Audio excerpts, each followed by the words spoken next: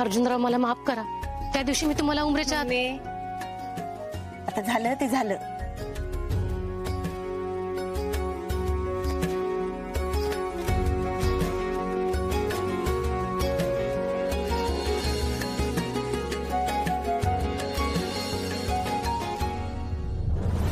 आज परत जिंकली ही पोरगी.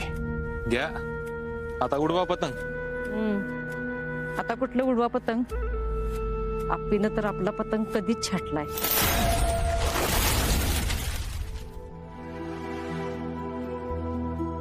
नियती रे अर्जुन, नियती.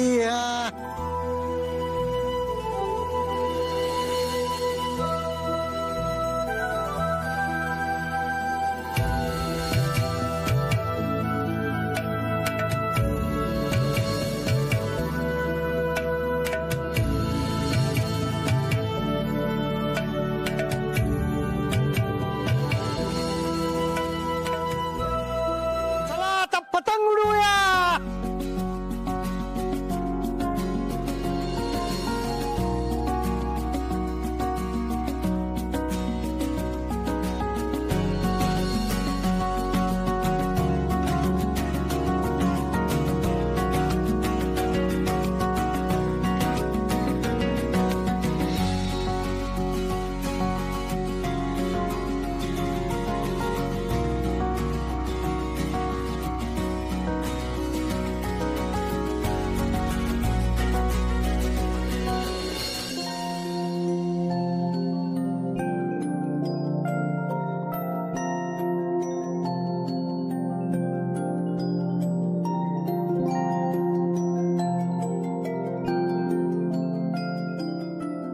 अप्पे, तू कधी पतंग उडवलाय का ग? नाही, मी वाचलं होतं. आता प्रॅक्टिकल दाखवतो बघ तुला.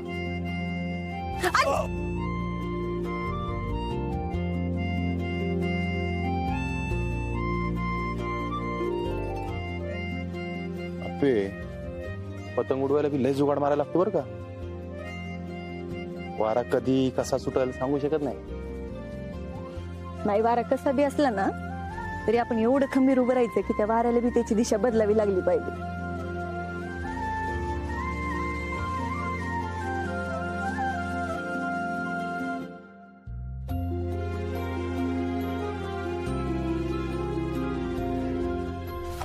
थांब थांब, मी बोलतो की त्यांच्याशी.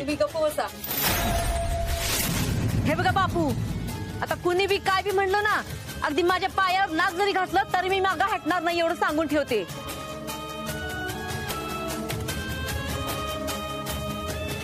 आणि आप्पे, जोपर्यंत माझी बहीण घरात येत नाही तोवर तुला या घरात थारा नाही.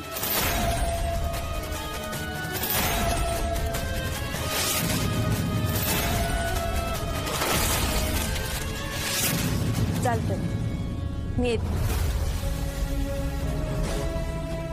चालत जायचं का गाडी जायचं? हा, चालत जायचं का गाडी जायचं? म्हणजे वहिनी, गाडीत चावी द्यावं जरा. वाटलंच होतं मला, बायकोच्या पत्राला धरून जाशील माग. धर, आणली चावी मी.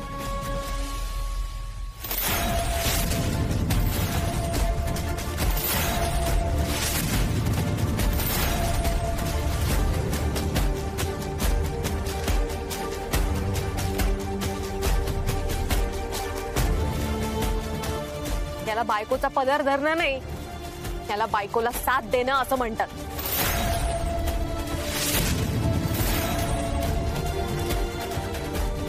जे तुझ्याच्याने आयुष्यात जमणार नाही. मध्ये पडायचा नाही या घराचा विषय. अरे हे बघ, हे तुला ना आयुष्यात अर्जा,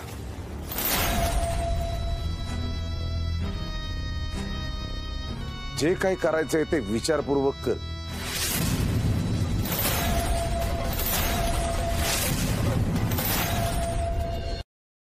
माझा विचार झालाय सरकार.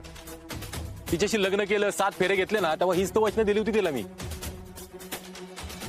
आणि आज पाळायची वेळ आली ना तर मागं हटणार नाही.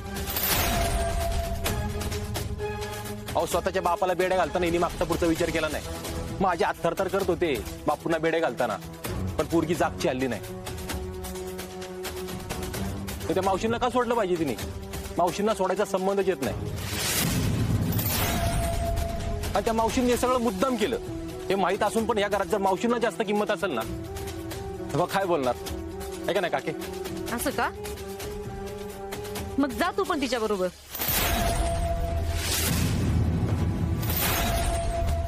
काय बॅग वगैरे आणून देऊ का तुला कपड्यांची? का ते पण नवीन खरेदी करणार आहेस?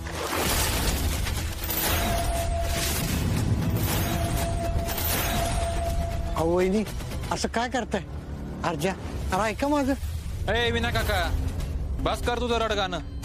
आम्हाला माहिती तू काय बोलणार आहे ते.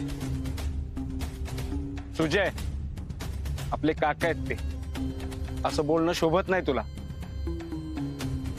आणि मला वाटतं आपण सगळ्यांनी जरा थंड डोक्यानं विचार करूयात.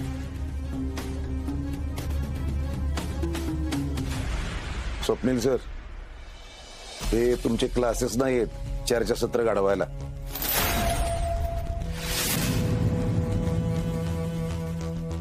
186, 187, 188, 12 राहिले, 12 200 ला. चल चल चल. 189, एक नंबर. 190, 10 10 कमॉन कमॉन, अजून 10 फक्त. अबे यार क्या टाइम पास कर रही है तू? ऐसे ना आज गाँव के पत्थर खत्म होने वाले है ना, वो दरी भरने वाली है. कशाला टाइम पास करती? तुला काहीच वाटत नाहीये का?